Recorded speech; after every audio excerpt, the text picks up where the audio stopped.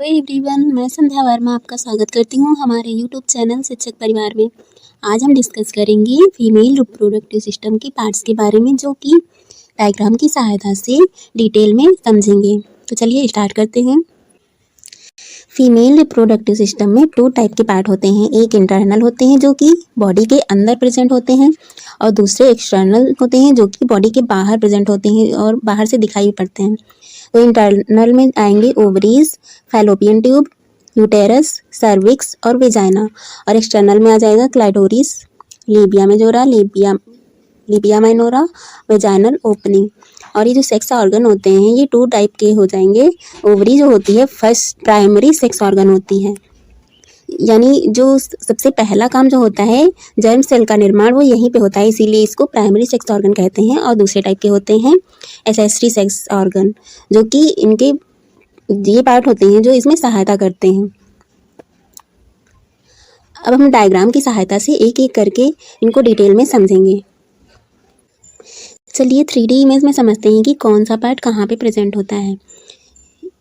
एक जोड़ी ओवरीज होती हैं जो यूटेरस के दोनों साइड में और फैलोपियन ट्यूब के पीछे की ओर प्रेजेंट होती हैं, और एक जोड़ी फैलोपियन ट्यूब होती हैं दोनों साइड में। एक यूटेरस होता है और यूटेरस के आगे की तरफ यूरिनरी ब्लैडर होता है। यूटेरस के बाद सर्विक्स होती है और उसके बाद वेजाइना होती है। अब इसके पार्ट्स के बारे में डिटेल में समझते हैं। चलिए सबसे पहले ओवरी के बारे में जानेंगे। ओवरी जो होती है इसको हिंदी में अंडाशय कहते हैं। ये बादाम की आकृति की होती है। इसकी जो लंबाई होती है ये 3 सेंटीमीटर की होती है, और चौड़ाई जो होती है वो 2 सेंटीमीटर की होती है, और इसकी जो मोटाई होती है वो 1 सेंटीमीटर की होती है। जब बेबी गर्ल जो जन्म लेती है तो उसकी ओवरी में 2 मिलियन ओवरीज प्रेजेंट होती हैं, यानी 2 मिलियन अंडे प्रेजेंट होते हैं। और जब किशोरावस्था तक पहुँचते यानी 12 से 15 साल तक एग जो होते हैं वो डिक्रीज हो जाते हैं। 4 लाख तक एग रह जाते हैं, और ओव्यूलेशन के दौरान एक एग निकलता है। हर महीने में एक एग निकलता है। प्यूबर्टी से लेकर मोनोपॉज तक लगभग 400 से 500 एग ही मेच्योर हो पाते हैं। प्यूबर्टी यानी किशोरावस्था से जब मोनोपॉज होता है, जब मेंस्ट्रुअल साइकिल जब पॉज हो जाती है यानी बंद हो जाती है, तब तक 400 से 500 एग ही निकलते हैं। जैसे मेल में जर्म सेल का निर्माण टेस्टिस में होता है, उसी प्रकार ओवरीज में जर्म सेल का फॉर्मेशन होता है। इसीलिए टेस्टिस के जैसे ही ओवरीज का कार्य होता है। ओवरी के 2 कार्य होते हैं।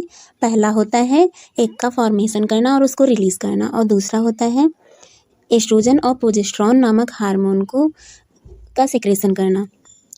ओवरी के बारे में हम डिटेल में नेक्स्ट वीडियो में समझेंगे, जिसमें हम मेंस्ट्रुएशन साइकिल के बारे में पढ़ेंगे।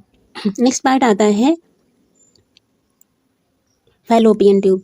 ये जो होती है 12 सेंटीमीटर कुंडलित नलिका होती है। इसके 4 पार्ट होते हैं। पहला पार्ट होता है फिमरी, दूसरा होता है इन्फंडिबुलम, तीसरा होता है एम्पुला, चौथा होता है इस्थमस। पहला जो पार्ट होता है फिमरी, ये फिंगर लाइक स्ट्रक्चर होता है। इसके द्वारा एग को पकड़ लिया जाता है। जब ओवरी अंडा रिलीज करती है तो इसके द्वारा ग्रहण किया जाता है अंडा। और इसके आगे का पार्ट होता है इन्फंडिबुलम। यहाँ से एक अंदर की ओर बढ़ता है, धकेलता है अंदर की ओर। बीच का भाग होता है एम्पुला। यहाँ पे एक का फर्टिलाइजेशन होता है। जब स्पर्म वेजाइना से होते हुए सर्विक्स और यूटेरस से होते हुए यहाँ पर आते हैं स्पर्म, तो एग में अपना जेनेटिक मटेरियल जो होता है वो रिलीज कर देते हैं, और वो फॉर्मेशन करके जाइगोट बनाते हैं। उसी क्रिया को फर्टिलाइजेशन कहते हैं। इसके आगे का पार्ट होता है इस्थमस, जो कि यूटेरस से जुड़ा होता है।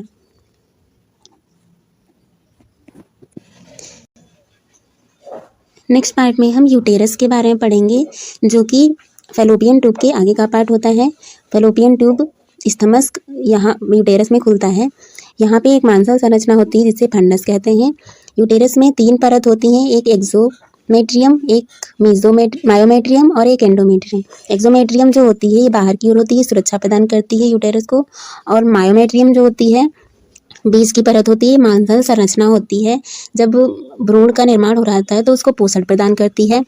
और जब बेबी बर्थ होता है यानी जब बेबी जन्म लेता है तो ये सिकुड़ जाती है और उसको बाहर की ओर धकेलती है।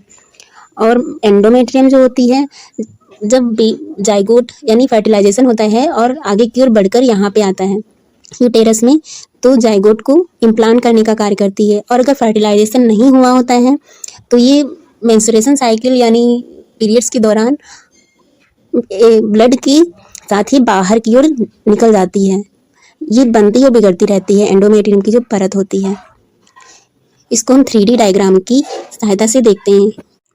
इसमें देखिए ये जो पार्ट है ये यूटेरस है। ये जो ऊपर मांसल संरचना है इसको फंडस बोलते हैं। बाहर की परत एक्सोमेट्रियम, बीच की मांसल परत जो है इसको मायोमेट्रियम, और ये जो पिंक कलर की है ये एंडोमेट्रियम होती है। जब फर्टिलाइजेशन के थ्रू जब जाइगोट बनकर फैलोपियन ट्यूब से आता है तो बच्चा जो होता है यहीं पे इम्प्लांट होता है। और जब फर्टिलाइजेशन नहीं हो पाता है तो पीरियड्स के दौरान ब्लड के थ्रू ये वाली परत जो होती है बाहर निकल जाती है और नई परत बन जाती है। इसको हम 3D डायग्राम की सहायता से देखते हैं।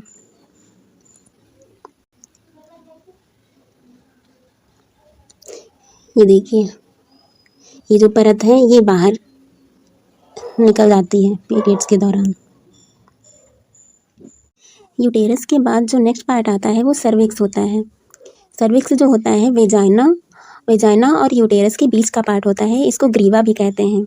ये जो होता है ये यूटेरस का निचला भाग होता है और यहाँ से पीरियड्स के दौरान ब्लड बाहर की ओर निकलता है। और जब बेबी बर्थ होता है तो बेबी भी का बर्थ भी यहीं से होता है, बाहर की ओर निकलता है। इसके बाद नेक्स्ट पार्ट हम वेजाइना के बारे में पढ़ेंगे। सर्विक्स के बाद जो पार्ट आता है वो वेजाइना होता है। यह छिद्र के रूप में बाहर की ओर खुलता है। कुंवारी जो लड़कियां होती हैं उनकी वेजाइना के मुख पर एक पतली झिल्ली होती है जिसको हाइमन कहते हैं। इस हाइमन के बीच में एक छोटा सा छिद्र होता है जिसके थ्रू मेंस्ट्रुएशन साइकिल के टाइम पे ब्लड बाहर निकलता है। और यह झिल्ली इतनी पतली होती है कि कोई भी भारी काम करने, साइकिल चलाने या फिर व्यायाम करते टाइम ये टूट जाती है। पहले ज़माने में जो लड़कियां होती थी उनकी शादी जल्दी हो जाती थी, जिसके कारण जब सेक्स के दौरान ही ये झिल्ली टूटती थी। लेकिन आजकल लड़कियां देर में शादी करती हैं और वर्किंग वूमेन होती हैं, बाहर कोचिंग जाती हैं, साइकिल से व्यायाम करती हैं, जिम करती हैं, इसीलिए पहले ही टूट जाती है। जिन लोगों में ये गलत धारणा बनी हुई है कि ये सेक्स के दौरान ही टूटती है वो लोग अपनी धारणा बदल लें, क्योंकि ये वर्क करने से, बाहरी काम करने से भी टूट जाती है। ये जो जितने पार्ट हमने पढ़े वो इंटरनल पार्ट थे। अब हम एक्सटर्नल पार्ट के बारे में जानेंगे जो हमें बाहर से भी दिखाई देते हैं। एक्सटर्नल पार्ट में आ जाएगा बाहर की तरफ लिप लाइक स्ट्रक्चर होता है एक, जिसको लेबिया मेजोरा कहते हैं। मांसल परत होती है और इसके अंदर की ओर पतली मांसल परत होती है जिसको लेबिया माइनोरा कहते हैं। ये जो होता है ये क्लाइटोरिस होता है जो अत्यधिक संवेदनशील होता है। और ये जो होता है यूरेथ्रल पोर होता है जिसके थ्रू हम यूरिन पास करते हैं। और यहाँ पे बर्थोलिन ग्लैंड होती है, जहाँ दोनों तरफ बर्थोलिन ग्लैंड होती है जिसके थ्रू एक चिपचिपा द्रव स्रावित होता है जो स्पर्म को आगे बढ़ने में हेल्प करता है। यहाँ पे ऊपर का जो भाग होता है इसको मॉन्स प्यूबिस कहते हैं। यहाँ पे हाइमन होती है और इसके पीछे की ओर एनस पार्ट होता है। एक्सटर्नल जेनेटेलिया यानी बाह्य जननांग के अंतर्गत मेमरी ग्लैंड भी आ जाती हैं, इसीलिए इसके स्ट्रक्चर को भी हम समझ लेते हैं। ये जो होती है चेस्ट वॉल होती है, ये रिब्स होती हैं, ये बाहर की ये जो पार्ट होता है ये निप्पल होता है। इसके चारों ओर एक भूरे रंग की संरचना होती है जिसको एरियोला कहते हैं। पुरुषों में ये जो होते हैं ये अक्रिय होते हैं, इनका कोई कार्य नहीं होता है। इसके आसपास वसा का जमा होता है जिसके कारण ये उभरा हुआ होता है और भीतर की ओर 20 पालियों में बटा होता है। बीच बीच में बस ये ऊतक होते हैं। प्रत्येक पाली भी एक कई पालिकाओं में बटी होती है। प्रत्येक पालिका में अंगूर के गुच्छों की भांति अनेक दुग्ध ग्रंथियाँ होती हैं। ये वाली अंगूर के गुच्छे के समान होती हैं, जो अनेक पालियों में बटी होती हैं। इनको क्या कहते हैं? इनको कहते हैं एल्वियोलाई। लोब्यूल्स या एल्वियोलाई कहते हैं।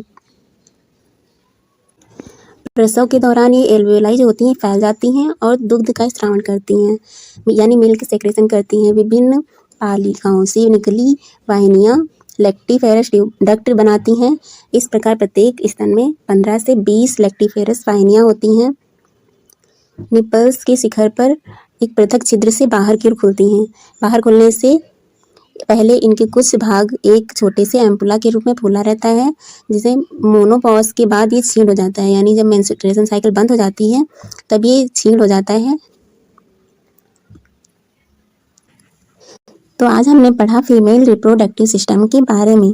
अगर आपको ये वीडियो अच्छा लगा है तो अभी के अभी लाइक करिए और कमेंट में बताइए कि आपको वीडियो कैसा लगा है, और तो अपने दोस्तों में भी शेयर करिए जिससे कि उनको भी जानकारी मिले, और चैनल को सब्सक्राइब करिए जिससे कि आगे आने वाले वीडियोस का नोटिफिकेशन आ जाए। Thanks for watching. Thank you everyone.